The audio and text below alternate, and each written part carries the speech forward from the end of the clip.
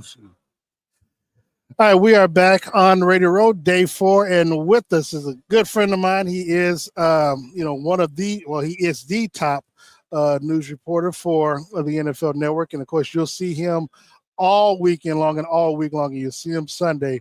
And I believe you're going to be on the Chiefs. I covering the Chiefs. I will be doing the Chiefs pregame sideline for our 9 hours of pregame coverage on NFL Network. But yes, see, now y'all think me and Steve do something with just our 1 hour pregame show. This man's got to be on for 9 hours. But we're joined by the great Steve Wyche from the NFL Network. See, so you get a chance to do Radio Row weekend, year in and year out. And I noticed this year they did not have an NFL Network availability. Is that? What do you mean? No, so like how Fox has theirs today at 1 o'clock. They usually have one. Like for the talent? Yeah. I know nothing about that. Oh, okay. Yeah, don't know anything about that. That's above our pay grade there. Yeah. But yeah, I just noticed on the thing that didn't have. But your role and all that you got to do, so give people behind the scenes access into what a week like this is going to be like for you. Yeah, I mean, look, I'm fortunate in that I do a lot of things, right? I do field reporting, I do studio reporting, analysis, hosting. Like I kind of wear a call games. I'm kind of like the Anderson Cooper of the NFL Network in terms of, but I mean, it's great. I mean, that they trust me to do it, that I've seized my opportunities. I really appreciate that. And especially as a black person in an industry that's getting less and less black, black and people of color. I take that seriously, I should say. And so, no, it's really cool. So a week like this week, I'll be doing a lot of stuff off the field, especially with the Pro Football Hall of Fame. I'm our Pro Football Hall of Fame guy at the network. The Hall of Fame used me for a lot of its projects. And let me jump in. You have done a great job over the years when it comes to, breaking the list down from 100 or 150 or to get all the way down to the final. So right. You've done an excellent job. And I'm not a selector. I'm not a voter. So, yeah. But it's something really near and dear to my heart. So post honors, I'll be interviewing the class. I'll be doing something at the Merlin Olsen luncheon Friday, which is where the new class gets introduced to the existing group. And then Saturday, I'll be doing some sit downs with some Hall of Famers. And then Sunday, of course, is the game. See, there's someone like me who's a student history. I'm low key jelly because you get that with the network, but you get that kind of access that some of us just dream to be able to have. Just be able to sit down, talk to these Hall of Famers, and just to get some in-depth just knowledge and just conversation with them, man. And that's a lot, man. It's so amazing because years ago at the network, they're like, we don't really know what to do with you. I was like, look, I love the Hall of Fame. I know we have some Hall of Fame stuff. Let's work to increase that profile. Yeah. While I was also being a little selfish, like increase my profile. And so we got in. The Hall of Fame saw how much it meant to me because I'm like you. I'm a purveyor of history. Mm-hmm. I talk about a lot of folks people don't know about. Hey, there's 38 members who 38 members of the Pro Football Hall of Fame who went to HBCUs. Yep. Right. So a lot of these things, are important to me to highlight. And so the Hall saw how much it meant to me. So like, okay, he's our guy that we really want to be our messenger.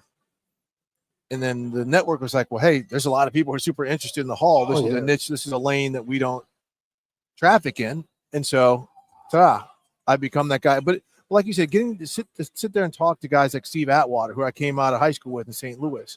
We didn't go to the same high school. We recruited the same time, to see Terrell Davis and work with Kurt Warner and like, man, I get to chat with Mike. I'm sitting here talking to Mike. Just have conversations, lunching. I mean, you're working with them at the studio. Right. But it's just amazing the context. Deion Sanders, the context these guys can put things in through a spectrum of greatness, like eliteness. There are 300 at the time. There are 300 and I think 78 Pro Football Hall of Famers of the 40,000 people who played professionally. Mm-hmm. That's rare air, man. That is granular oxygen. And to be able to sit there and talk with some of those guys. No, the great part is fortunate. Great part is, like you said, you were Deion, and Deion's got this thing like he wants a separate wing, but literally, you're just sitting on the air, and like even when you're off camera, y'all sitting there just shooting the stuff or whatever, and you're like, damn, I'm sitting chatting with and I get that from time to time when I get a chance to, talk with some of the Chiefs players, like with Patrick and then when we're at the barbershop, it's like, damn, I got some access that even regular fans could have, and we're just here shooting the breeze. Which or whatever. Is why we have to cherish what we do and be responsible too. Right. But when I see people in our business complain, I'm like, do you know what you do? Bruh. Do you know what we do for a living? Like, be serious. That, I tell people all the time. For me, I've been involved with sports media since I was 15. In Kansas City, my basketball coach was like, Smith, in case you never, play professionally, he said, I'm gonna get you. I'm gonna take care of you. He called the sports director of our local black station who played for him, had him come up to the school the next day. He said, I want this guy to intern under you. Man said yes. He said yes, sir. That's the kind of respect the coach had. The following week, he brings me a credential, and he's taking me to cover the Kansas City Chiefs. How about that? And age of 15, I've been doing it ever since. And we fell in love with and none of us got here without the help of others. Oh man, look, and that's why it's important for us to always carry that torch. I do it all the time. And the crazy part is, man, I tell people, as much as I've been wanting to cover Super Bowls, it wasn't until literally Kansas City got Patrick Mahomes, and we, I think they had 2018 when they faced off against New England. That was my first time being able to come on, I covered Radio Row Cheers before that, but first time covering the Super Bowl was because of that, because of him being there, and been doing it ever since. So, I tell people I'm not a homer, I'm not impartial, but I am grateful that they got Patrick Mahomes here. Yeah, I would be no lie told. Yeah, none told. And look, he's good for business. Very good for business. So I got to ask you, because I don't want you to pick a winner, but what a lot of people don't know about this, but you have a connection with Andy Reid that you and I know about, but our people don't know about. Talk about that if you would. Well, my connection with Andy Reid is just, I've covered him for a long time. Mm-hmm. I got connections to other people in the building too, but I'm saying MU back, Yeah, but Andy came after I was there. Oh, okay. Andy Reid came after I was at Mizzou. Andy Hill, an assistant on the staff, was a teammate. So Andy Hill was a receiver and a returner when I was a redshirt. It was his last year there, and then he was like a graduate assistant when I was there the next year. Okay. So that's kind of where that tie goes. But Andy and Tobe and all those guys came after I had transferred out. Shortly after. Well, yeah, because of course you did graduate from Howard. So, yeah. That's the reason why. Just in your coverage of the Chiefs over the years, let's go from 2018 when they lost to New England to where they are now. How have you seen the transformation of Andy as a coach and this team with Patrick, Kelsey, Jones as players being the core heartbeat of this team? So let's start with Andy as a coach. I think the fact that he's got Patrick Mahomes has opened up his playbook, his creativity, because he's got a wizard with the ball. This is a unique dude, right? You're not going to find these guys in the next 20 drafts. Patrick Mahomes is a unique player. So that's allowed Andy to do some unique things. The fact that he's able to turn over his receiving core, other than Kelsey, turn over this offensive line, goes to show he's not just a strategist. He's a developer of talent. Yeah. Right? No one knew Isaiah Pacheco was going to do his thing like this. No one knew some of these offensive linemen were going to be this good. So credit him and his staff for developing talent. That is a hard thing to do in the NFL. And Brett Veach for being able to scout the talent. Scout the talent, right? That whole staff, right? Scout the talent, but then develop it, right? You can get a bunch of good players, but if they're the same dudes in year 3 as they are as a rookie, then you're not developing them. That is true. And that happens all throughout the NFL. Pete Carroll's a great developer of talent. All right, look at all those 5th-round DBs like Richard Sherman. Like the Legion of Boom had like one first-rounder on there, and that was Earl Thomas. So you have to credit these guys for developing talent. But where the team has changed is the defensive aspect of it. This is a defensive team. Yes. The Chiefs are here because of their defense, right? Mahomes is great and all that, but they're here because his defense does not allow guys to rush. They do not give up big plays, and they force takeaways. And that did not happen until about week 15. Remember, they had like 10 takeaways up until like week 14 or 15. They go to Cleveland. I think they got Jameis 4 times. Yep. And then it's been on since then. Right? The dam broke. So that part worked. So they've come together more solidly, and Andy has been able to retain his coaching staff.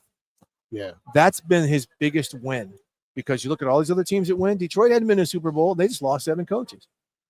The Rams have been to 2 Super Bowls, but they lose coordinators and coaches every year.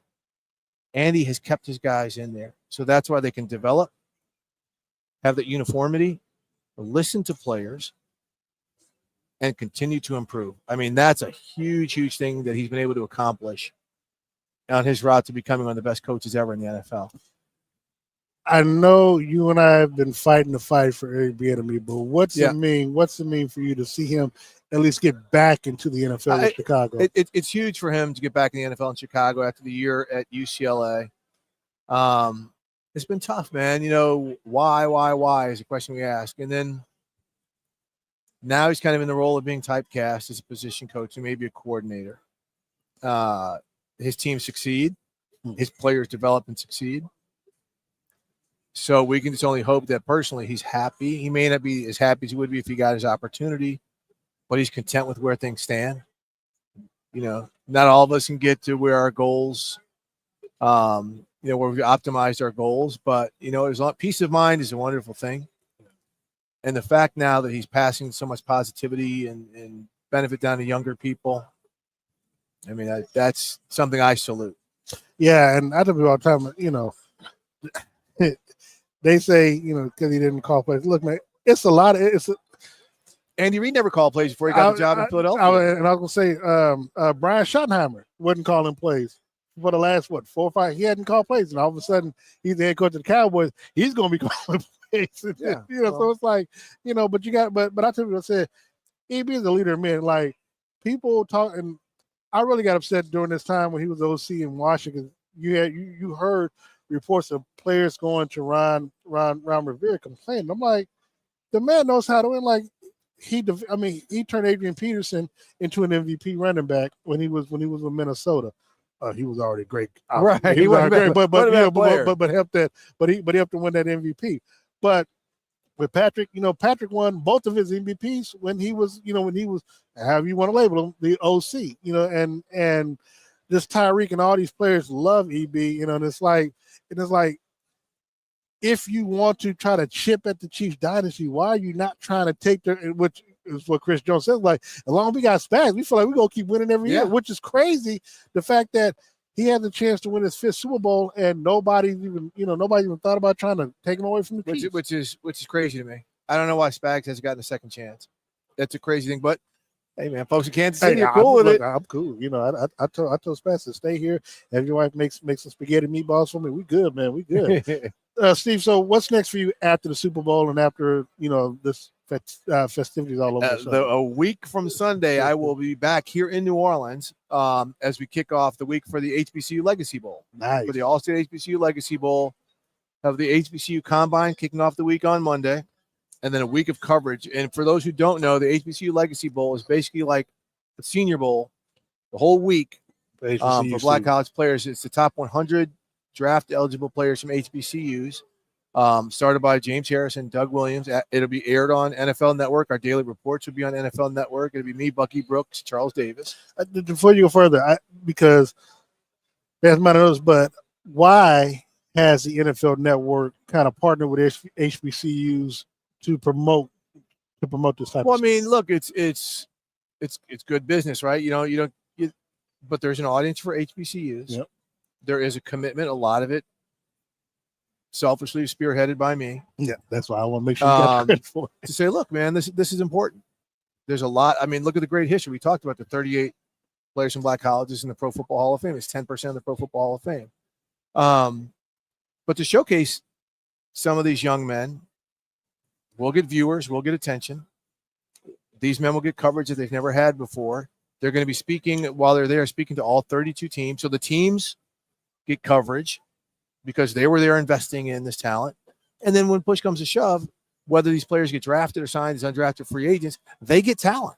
Like we have had probably in the 4 years we've done the game, probably 15 to 20 players make rosters.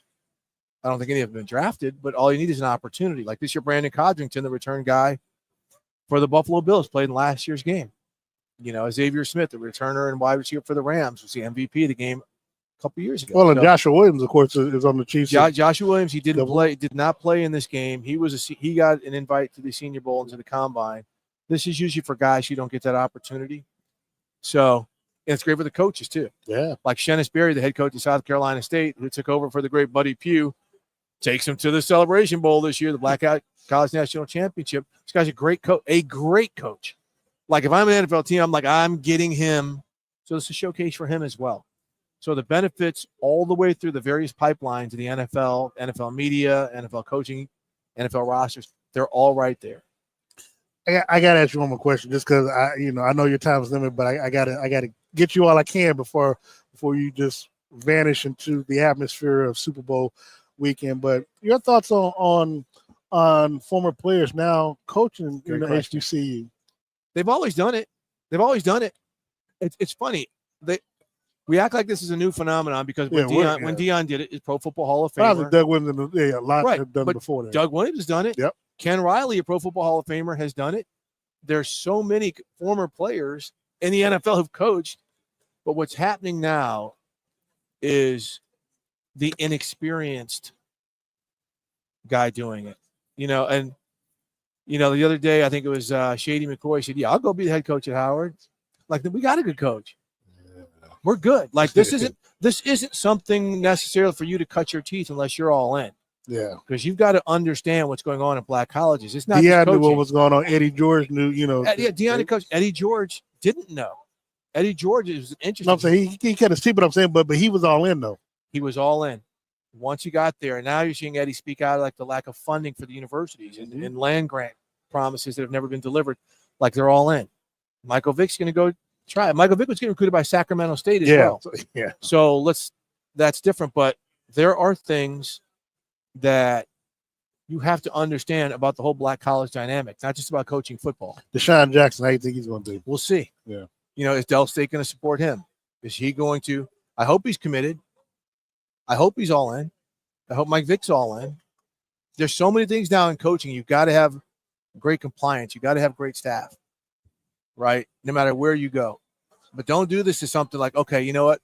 I'm going to go coach at HBCU, so maybe I can get a bigger. It's the hip thing to do right now, yeah. No, that's not it. Because we are as proud alumni as you are from Lincoln.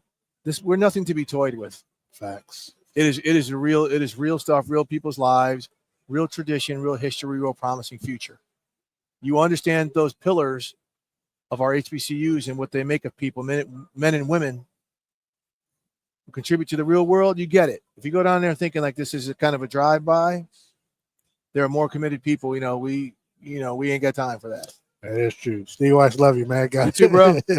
Man, make sure you all tune into the NFL Network throughout the weekend. Of course, he will be doing pregame on the Chiefs sideline for 9 hours, probably from the hotel all the way, the kickoff. The stadium. We'll be there. Yeah. So Steve Wyche, NFL Network.